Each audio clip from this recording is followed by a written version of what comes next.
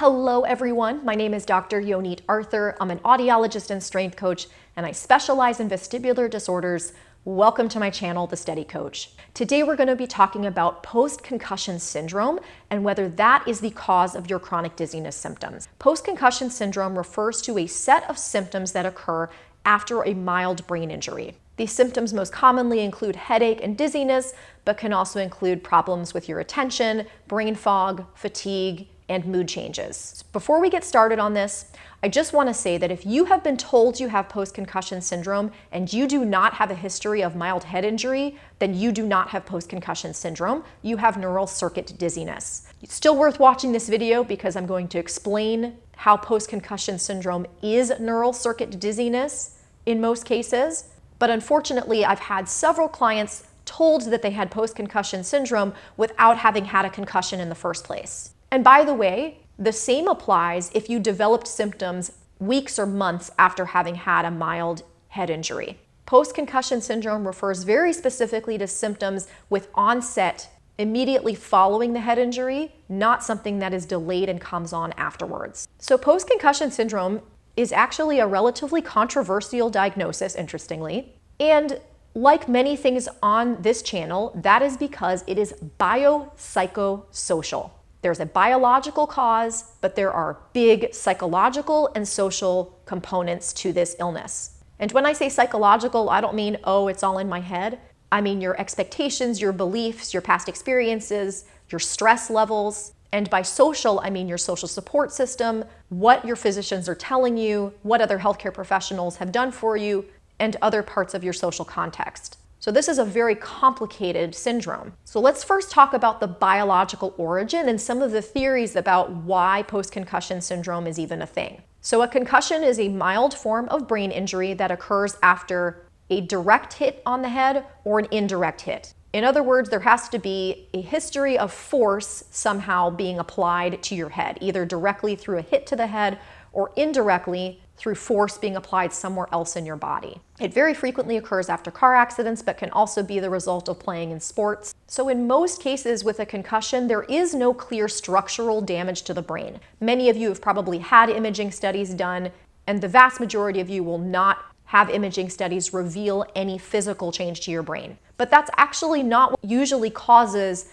the symptoms of a concussion. It's actually a chemical change that leads to those symptoms. The theory is that due to some physical stretching of your neurons, those are your brain cells, during the actual head injury event, there's a metabolic change that occurs in your brain. And by metabolic change, what I mean again is a chemical imbalance. Some chemicals that shouldn't be released get released, and then other chemicals like glucose that should be at very high concentrations crash. There's also an overall reduction in blood flow to the brain after a concussion. Because this is a chemical change and not structural, it's usually reversible as someone recovers from the head injury. With the exception, of course, of people who have not fully recovered from the first concussion before that person gets a second one, and people who have a long history of many head injuries. But the risk factors for developing post-concussion syndrome tell us a whole lot about the relative contribution of this biological issue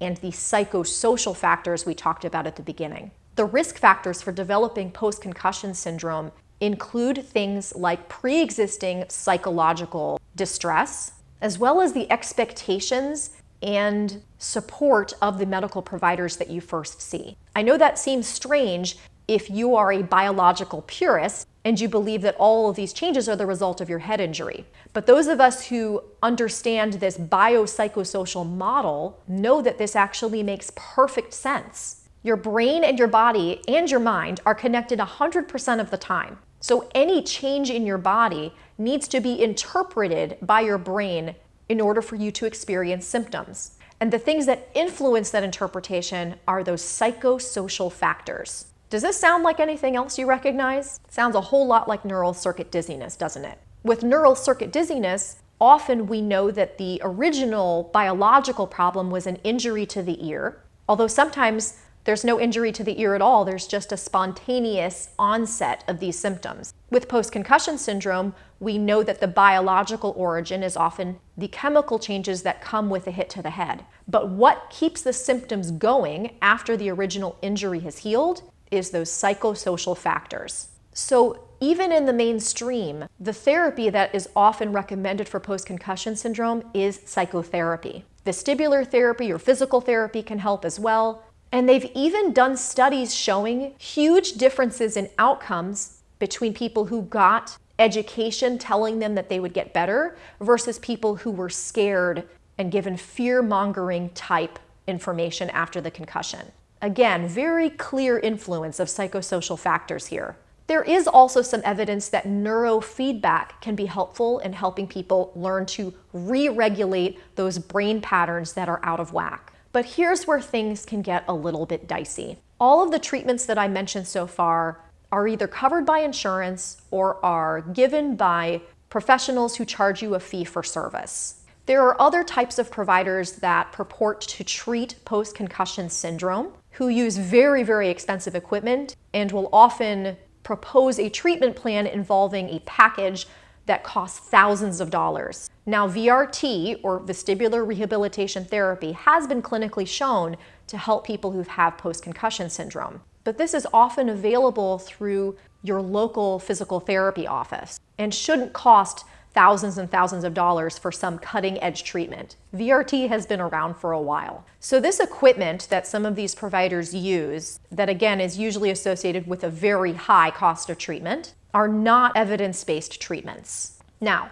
as you know, on this channel, I'm extremely open-minded about evidence-based treatments because, as you know, most research funding comes from device manufacturers and pharmaceutical companies. Low-cost options like working with someone one-on-one and understanding that person's stress, coaching, one-on-one therapy, those are time-consuming and they don't put money in corporate pockets. So those kinds of studies are not as well funded. So if there really were a device that would heal people to that extent, there's a huge incentive for device manufacturers and pharmaceutical companies to pick it up and do a ton of research on it. Because if they did, it could be accepted into the mainstream and it would open up huge streams of revenue from many more patients as well as insurance companies. So when you see a device that is purported to be miraculous but isn't being used by the mainstream, take the evidence that's being given to you with a grain of salt and remember that the incentive is there for that research to be done. So if there isn't a lot of good evidence around it, that may mean that it doesn't work. Also beware if you are being proposed a plan that involves you paying thousands of dollars out of pocket for a miraculous treatment that doesn't have a lot of evidence behind it. We know there is a lot of treatment that actually does work for post-concussion syndrome. So if you have post-concussion syndrome and you didn't get better from a round of VRT, then you should be looking for a provider who takes a biopsychosocial approach and who actually takes the time to get to know you, your context, and your stress, rather than strapping you up to a machine for which there really isn't a lot of good evidence. And if you're being charged thousands of dollars to use some kind of miracle piece of equipment that is not accepted by the mainstream, then you should be very cautious moving forward. Now, I'm not saying that these treatment regimens don't work, but if you compare personalized care that you get from someone who's in a room with you one-on-one to a typical PT mill where there are 15 patients in there at once and you're not getting any personalized attention, you're going to see better outcomes from the former, whether there's an expensive piece of equipment there or not. So when you see 55-star reviews on Google from people who've gotten better, remember that that may have to do a lot more with having the personalized care of a provider than something miraculous that the equipment is doing. The placebo effect is not a bad thing, especially with conditions that are biopsychosocial like post-concussion syndrome, because the placebo effect can help address those psychosocial factors very effectively, but you shouldn't have to pay thousands of dollars to do it. So bringing this all together, if you have post-concussion syndrome and you've been cleared medically but you're still suffering from symptoms, then you should think about addressing this like neural circuit to dizziness. Things like psychotherapy, one-on-one vestibular rehabilitation therapy, and perhaps neurofeedback are great ways to go. as well as stress reduction. And I talk a lot about stress reduction in my entire channel. I also have a course designed specifically for people with neural circuit dizziness. So if you have dizziness as one of your symptoms of post-concussion syndrome, then you should definitely check it out, and I will link to it in the description below. I hope that was helpful for you guys. Questions, comments, drop them below, and please like, share, and subscribe. I'll talk to you guys soon. Take care.